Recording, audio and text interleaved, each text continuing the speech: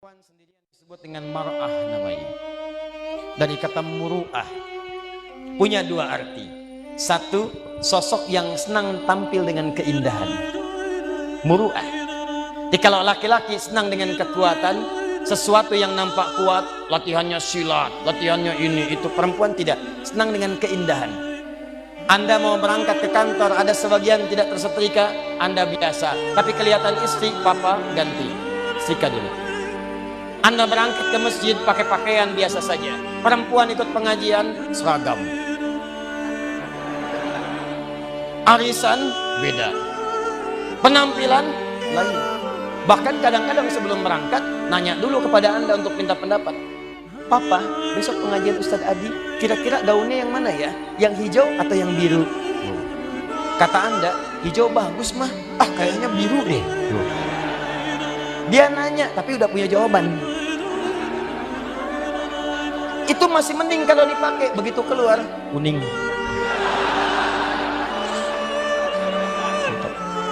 Gak apa-apa bu, normal namanya. Mar'ah yang kedua, awas, seperti mir'ah. Orang Arab mengatakan al-mar'atu kal mir'ah. Perempuan itu mir'ah seperti cermin. Makanya jangan heran kalau lihat perempuan senang bercermin. Dari rumah sudah berkaca, turun dari mobil lihat spion, mau masuk masjid ada kaca, betulkan lagi, wajar, standar. Tapi yang penting Anda tahu, sifat cermin itu punya nilai sensitivitas. Seperti itulah perempuan punya nilai sensitifnya. Misal, Anda punya cermin, Anda hancurkan, lempar dengan batu, pecah. Apakah bisa disusun lagi?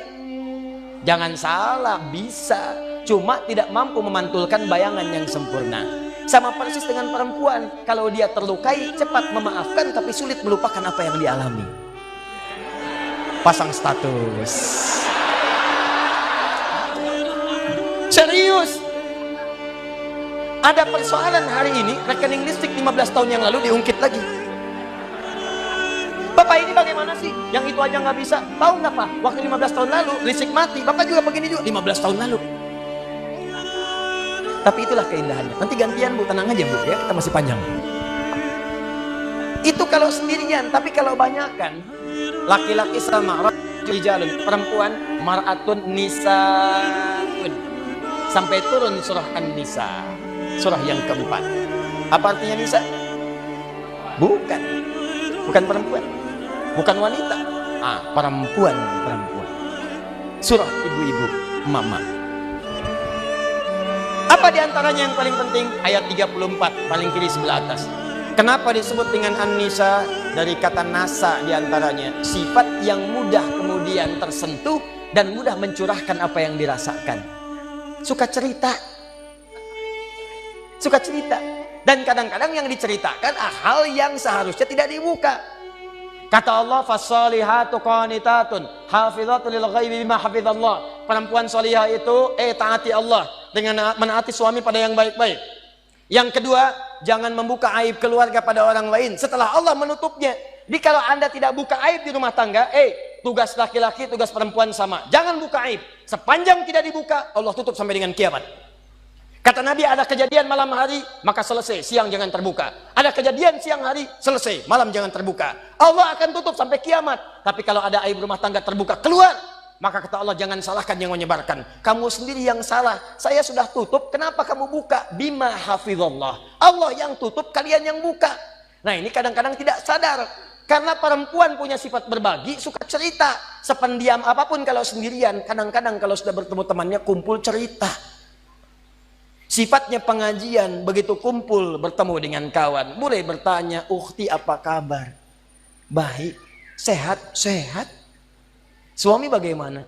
"Di situ masalahnya." "Masalah." Ih, nggak nyangka ya? Nyangka. Kumpul, "Ada apa? Ada apa?" Yang satu misah. Saya tidak mau lah." "Kenapa?" "Tidak, itu dosa. Jangan seperti yang itu ya. Itu tuh begini. Nah, sama. Itulah humazah. Sejak dulu sudah ada. Dari sejak zaman Nabi Yusuf. Nabi Yusuf itu anaknya Nabi Yakub. Nabi Yakub anaknya Nabi Ishak. Nabi Ishak anaknya Nabi Ibrahim. Dari Sayyidah Sarah. Dari sejak dulu sudah ada perempuan yang suka kumpul-kumpul. Suaminya sibuk kerja ngumpulin harta, perempuannya kumpul-kumpul. Saking kumpulnya itu sibuk membicarakan orang lain. Ada yang ganteng dibicarain. Nabi Yusuf ganteng dibicarain. Iya ya, ganteng-ganteng Nabi ya. Iya, orang sekarang ganteng-ganteng serigala. Dulu ganteng-ganteng Nabi. Ngobrol, ada. Cuman buat ngobrol doang, duduk, datang ngobrol, minum, pulang lagi. Mazah. Jeng, bagaimana bisnis suami? Begini. Ih, kok cuman segitu ya? Kita mah kemarin dapatnya suami lumayan loh, 10 kali lipat dari yang kamu dapatkan. Cuman gitu doang. Mazah. Alladzi jama'a malahu wa 'addada, yang suaminya sibuk cuman ngumpulin harta dunia saja, nggak pernah mikir akhirat. Bekal akhirat nggak ada. Nanti kita akan lihat apa bekal akhirat. Nggak pernah mikir, yang penting dunia. Kerja, harta, rumah, mobil, uang, dolar, semua kumpulkan. Maka yang seperti itu kata Allah, kamu mesti ingat ya, orang yang sudah berpikir begitu saat di dunia, saya akan siapkan neraka paling spesial saat di akhirat. Namanya Hutamah. Neraka Hutamah ini beda dengan neraka biasa. Cara disiksanya, maaf sekali, diikat. Padahal neraka yang paling ringan, tapi seringan-ringannya neraka juga. Ya, seringan-ringannya neraka. Jangan coba-coba nih. Ya. Itu ada di Quran surah keempat ayat 56 paling kanan sebelah atas. Itu yang paling ringan di neraka.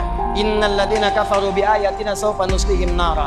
Orang-orang yang ingkar kepada ayat-ayat kami, nanti kami masukkan ke neraka paling ringan, kami tarik ubun-ubunnya. Nusli, kami celupkan ke dalam api neraka, dicelup kayak bikin teh celup. Teh celup itu kan naikkan, turunkan, naik, turun, naik, turun, naik. Jadi ada orang yang paling ringan masuk neraka, ditarik ubun-ubunnya, kemudian dimasukkan ke neraka, celupkan. Begitu dicelupkan, hancur semua, angkat lagi. Ya kullama nadijat juluduhum baddalnakum juludan ghairaha. Begitu hancur, diangkat sembuh lagi. Hancur, angkat sembuh lagi. Hancur, sembuh lagi. Sekali celup, 1 harinya 1000 tahun. 1 detiknya 48 hari. Kalau pengen coba silakan aja. Tapi diinfokan supaya kita jauhi. Cuma ini nggak diikat, artinya apa? Begitu dicelupkan dia merontak, masih bisa bergerak. Cuman tidak bisa mengelak. Tapi neraka yang ini bagi ahli dunia yang nggak pernah mikir akhirat, dia tidak akan pernah bergerak sedikit pun, karena Allah akan mengikatnya fi amadim mumaddada. Jadi bukan begini, tapi diikat begini. Cara untuk menghukumnya, dibakar dari ujung kaki sampai otak yang paling dalam. Cara membakarnya, kalau mau diilustrasikan, dilas sampai matang dalamnya. Misal dari bawah bagian kaki, jempolnya dulu. Kalau jempolnya udah matang, baru sampingnya. Udah matang, naik lagi ke atas. Bayangkan, kalau dimasukkan keseluruhan, yang sakit langsung semuanya. Tapi yang ini tidak, biar sakit dulu. Bukankah sakit di bawah kerasa ke semuanya? Sakit, terus sampai naik ke atas. Allati tattali'u 'alal afidah. Afidah jamak dari kata fuad. Fuad itu otak yang merencanakan. Nih kata Allah seakan-akan ingin mengatakan, apa isi otakmu diisi saya bakar sampai ke dalam otakmu. Otakmu isinya apa sih? Orang sholat, kamu nggak sholat. Orang ngaji, kamu nggak ngaji. Orang puasa, kamu nggak puasa. Kerja lagi. Apa isi otakmu? Saya bakar sampai ke dalam yang paling dalam. Nih. Awas, hati-hati. Dan sifatnya muqsadah. Muqsadah itu sudah mengintai. Jadi kalau ada orang bercita-cita cuma dunia saja, itu nerakanya sudah ngintai. Nih dia teman saya nanti nih. Paham? Ini bagian yang pertama. Karena itu saya ingin ajak Anda semua, jangan cukupkan hidup kita visinya cuma sampai di sini. Contoh paling gampang ya, paling gampang. Kuliah hanya untuk dapat ijazah, itu dunia. Kuliah hanya untuk dapat kerja, dunia. Nikah hanya untuk bisa mengeluarkan hasrat seksual, dunia. Dapat handphone hanya untuk pasang status, dunia. Maaf, dapat pakaian hanya untuk tampil mewah gaya, itu dunia. Kalau Anda ingin siapkan sampai bekal yang terakhir, dan ini bagian akhir pembahasan kita, Ustadz, saya tahu saya akan meninggalkan dunia. Saya pengennya semua bekal saya bisa dibawa ke alam kubur sampai dengan ke akhirat. Bagaimana caranya? Bahkan kalau Anda berhasil menyiapkan cara ini, jangankan sampai ke akhirat, Anda meninggalkan dunia, langsung disambut langsung oleh Allah melalui nikmat-nikmat di alam kubur yang lebih banyak daripada nikmat dunia. Yang kalau Anda dapatkan nikmat di sini, ini belum ke akhirat. Anda punya bekal akhirat di alam kubur bisa dimuliakan. Dunianya ditinggalkan, tapi Allah berikan nikmat akhiratnya dan diberikan pendahuluan di alam kuburnya. Saking dahsyatnya, ada di antara mereka kata Allah yang kalau bisa, artinya nggak bisa. Kalau mereka mampu, mereka akan balik lagi kepada keluarga yang sedang nangis, yang sedang sedih. Kata mereka, kalian jangan nangis ya, jangan sedih, jangan takut. Kalau bisa, cepat ke sini. Di sini lebih enak daripada di situ. Silahkan lihat anak-anak Palestina. Sekali-kali perhatikanlah mereka. 4 tahun, 5 tahun, tiba-tiba ada yang wafat di antara mereka. Lihat wajahnya. Apakah ada wafat di antara mereka yang wajahnya sedih? Tidak. Senyum, bira. Perhatikan jika seseorang wafat, maka keluarganya, Allahu Akbar, ada yang memberikan manisan, ada yang memberikan gula-gula, dan mengatakan Alhamdulillah, mereka sudah menerima janji Allah. Yang paling banyak di masjid ini laki-laki apa perempuan? Perempuan. Yang paling banyak di luar sana, di mall, di jalan-jalan, menurut sensus penduduk, laki-laki apa perempuan? Perempuan. Makanya masuk akal kalau yang masuk surga itu lebih banyak perempuan. Karena memang jumlahnya lebih banyak. Bukan menyepelekan perempuan. Itu jawaban Syekh Ibnu Utsaimin dari Saudi Arabia. Ketika ada perempuan yang menangis bertanya, kami ini katanya banyak masuk neraka. Perempuan di mana-mana banyak. Di masjid banyak. Di pengajian banyak. Di acara wirid yasin banyak. Di dharma wanita banyak. Itu makanya laki-laki boleh banyak perempuan. Tenang. Dengan syarat dan ketentuan berlaku. Jangan marah dulu. Ustaz kalau begini ceramahnya mendingan saya pulang. Jangan. Karena pulang parkir susah. Duduk aja di hutan. Kalau panas telinga ambil airport. Laki-laki pemarah, emosional, bawaannya mau ngamuk. Begitu pulang, mana? Langsung ibu berselawat, beristighfar. Astaghfirullah, Rabbal baraya. Astaghfirullah, minal khataya. Akhirnya tenang si bapak. Kenapa?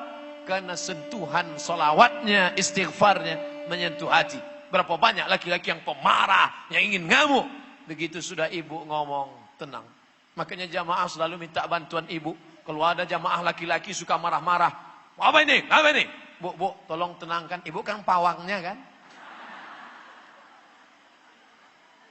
Di berbagai macam pengajian, ibu-ibu, bapak-bapak, pengurus masjid berkonflik. Antara ketua dengan sekretaris, antara bendahara dengan seksi keamanan.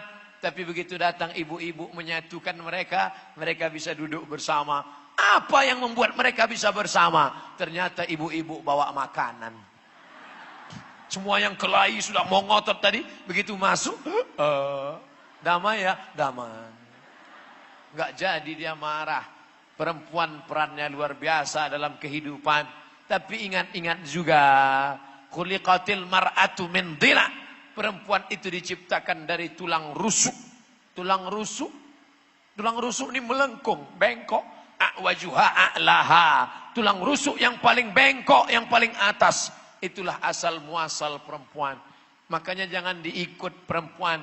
Laki-laki kalau terlalu banyak ikut perempuan nanti jadi laki-laki bengkok. Kalau kau luruskan, patah dia. In akhadta aqamtaha kasartaha. Kalau kau paksa lurus, krak, patah. Tapi kalau kau ikut, bengkok. Mungkin atas alasan itu sekarang banyak laki-laki tidak mau punya istri perempuan. Akhirnya dicarinya istri laki-laki. Na'udzubillah. Alhamdulillah bapak-bapak dari kepolisian kemarin berhasil menggerebek rumah mewah. Ditemukan di dalamnya laki-laki ganteng perkasa tapi melambai.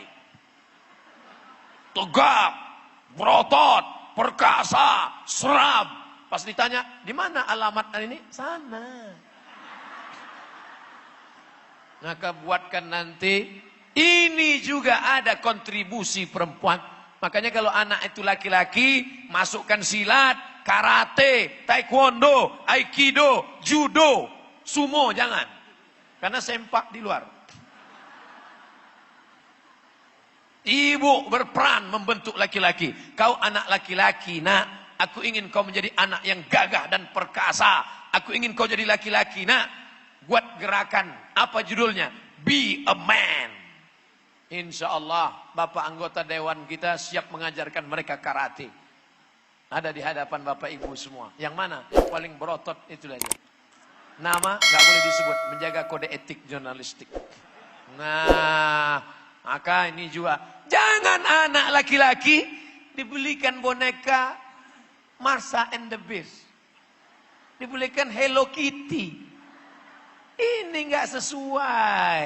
Makanya yang ngajak sholat, suruh anakmu sholat. Umur 7 tahun suruh, umur 10 pukul, 7 suruh, 10 pukul.